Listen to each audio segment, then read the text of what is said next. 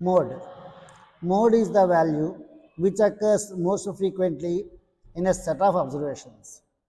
Mode is the value which occurs most frequently in a set of observations. మనం individual డేటాను తీసుకున్నప్పుడు అందులో number of times ఏది ఎక్కువగా అపీర్ అవుతుందో వాల్యూ దాన్నే మోడ్గా తీసుకుంటాం. సో హియర్ టు సైంటిస్టులు చెప్పినటువంటి observation definition, the mode of a distribution is value at the point around which the item tend to be most heavily concentrated. Next, mode is the value which has the greatest frequency density in its immediate neighborhood. గ్రాఫికల్గా మనం x values y values plot చేసినప్పుడు డెన్సిటీగా ఏ ఏరియాలో ఉంటుందో దాన్ని మనం మోడ్గా చెప్పుకోవచ్చు.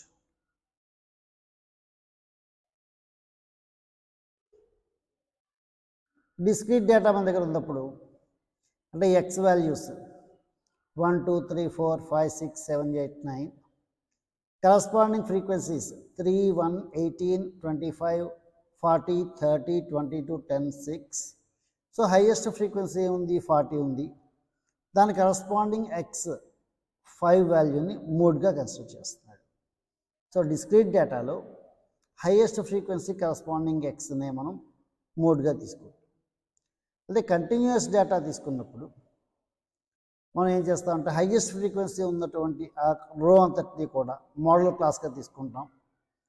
Mode యొక్క formula ఏంటంటే L plus H into F1 minus F0 whole by F1 minus F0 ఓ బ్రాకెట్లో మైనస్ F2 మైనస్ F1 ఒక బ్రాకెట్లో, లేదా it is similarly equal to L plus H into F1 minus F0 whole by 2F1 minus F0 minus F2, where L is the lower limit of the model class, F1 is the frequency of the model class, F0 is the frequency of the class preceding the model class, F2 is the frequency of the class succeeding the model class, H is the magnitude of the model class. So మనం ఫార్ములాలో ఉండే టెర్మినాలజీని జాగ్రత్తగా అర్థం చేసుకోవాలి. Highest frequency ఏదైతే ఉందో ఆ రో అంతటి మోడల్ క్లాస్గా తీసుకున్నాడు. సో ఇక్కడ చెప్తున్నాడు F0 అంటే ఏంటి, frequency preceding the modal class, F1 అంటే మ్యాక్సిమం ఫ్రీక్వెన్సీ ఉన్నటువంటి మోడల్ క్లాస్, F2 అంటే frequency of succeeding class.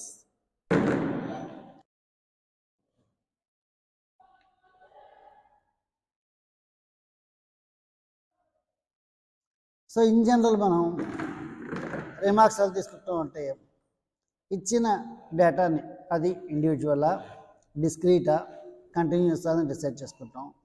Then respective ఫార్ములాని అక్కడ అప్లై చేస్తాము.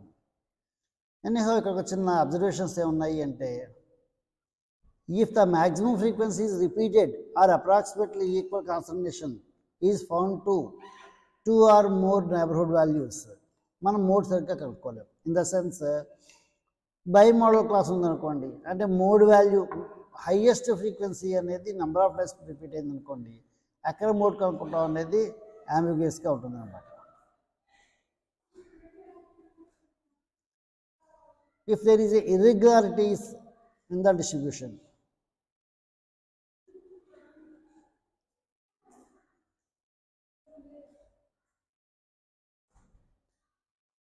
సో ఒక ఎగ్జాంపుల్ తీసుకోండి.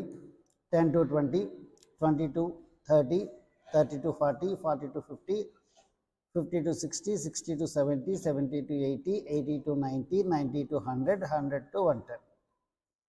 ఇవి క్లాస్ ఇంటర్వల్స్. రెస్పెక్టివ్ ఫ్రీక్వెన్సీస్ ఏంటి, 4, 6, 5, 10, 20, 22, 24, 6, 2, 1. These are the respective frequencies. So మనకి హైయెస్ట్ వాల్యూ ఎక్కడ ఉంది, 24 దగ్గర ఉంది. మనం ఏం చేస్తాం, మనం దాన్ని ఎఫ్గా తీసుకుంటాం. మనం హైయెస్ట్ ఫ్రీక్వెన్సీ ఉన్నదాన్ని F1గా తీసుకుంటాం. F1 ముందున్నది F0, తర్వాత వచ్చేది F2. సో ఈ మోడల్ క్లాస్ ఏదైతే ఉందో 70 to 80 మధ్యలో మోడల్ క్లాస్ తీసుకుంటాం.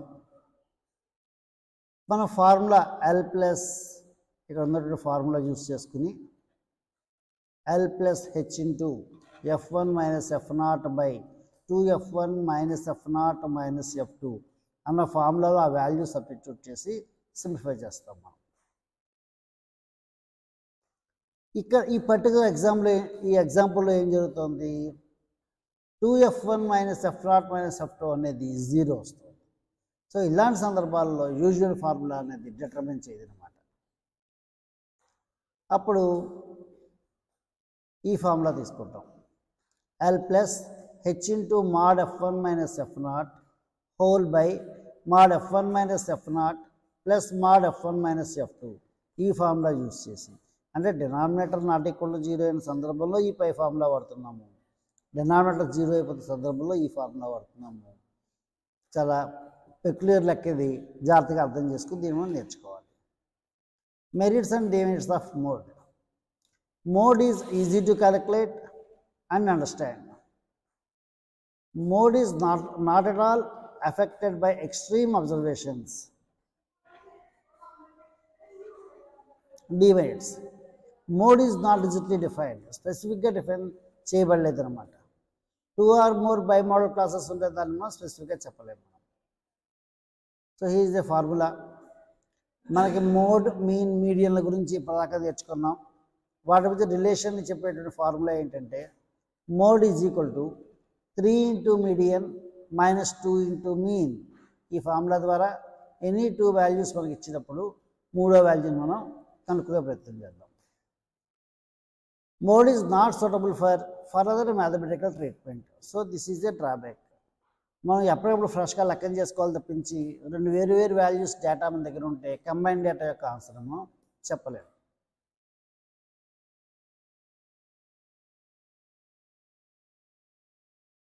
Mode can be located graphically from the histogram of frequency distribution. So మనం గ్రాఫికల్గా హిస్టాగ్రామ్స్ కింద తయారు చేసి ఎక్కువ ఫ్రీక్వెన్సీ ఎక్కడ ఉందో మనం కనుక్కుంటూ మోడ్ వాల్యూని కనుక్కోవచ్చు. So the relation between mean, median, mode is, వీటిలో ఏదైనా వాడచ్చు. Mode is equal to mean minus 3 into mean minus median. Mean minus mode is equal to 3 into mean minus median. Mean minus median is equal to 1 by 3 into mean minus mode. Basically స్టాండర్డ్గా వాడేది ఏంటంటే mode is equal to 3 median minus 2 mean అనేది in general రెగ్యులర్గా వాడతాం.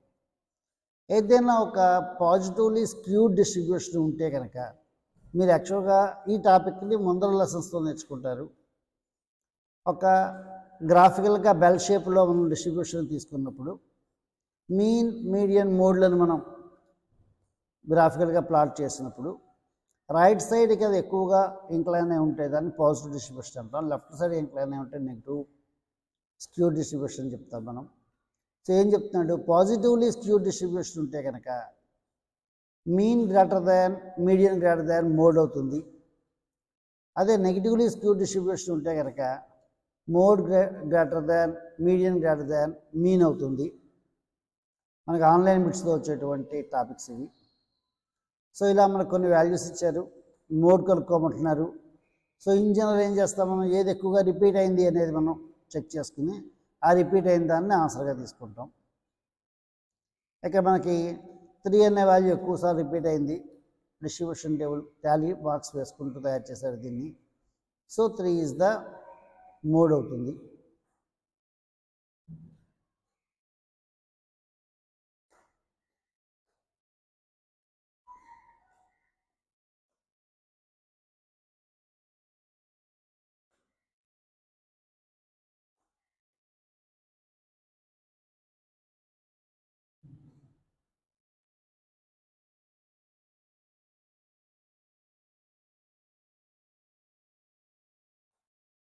So in general మనం JNTU సిలబస్ని, BTech సిలబస్ని concentrate చేస్తూ దాంట్లో ఉండేటువంటి అనుగుణమైన టాపిక్స్ మాత్రమే మనం కన్సిడర్ చేసుకుంటూ వెళ్తున్నాం.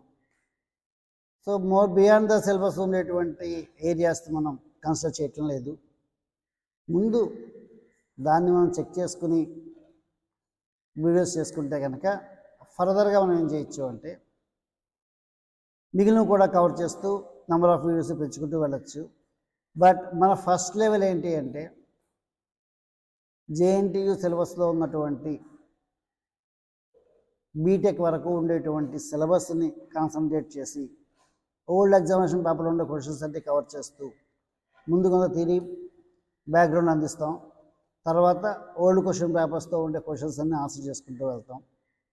ఆ రకంగా మనం మన ఛానల్లో మ్యాథ్స్ని పెట్టాలి అని నిర్ణయించుకున్నాం. కాబట్టి ఇదంతా మనకి మన సిలబస్లో కంటెంట్ కాదు. ఈ టెక్స్ట్ బుక్ యాక్చువల్గా సిఏకి ఐసిడబ్ల్యూఏకి వాడేటువంటి మెటీరియల్ ఇది. దానివల్ల చాలా డెప్త్కి వెళ్ళి ఎక్కువ చెప్తూ ఉంటాడు. But we will go according to our JNTU syllabus. Thank you. 2-3 times videos చూడండి.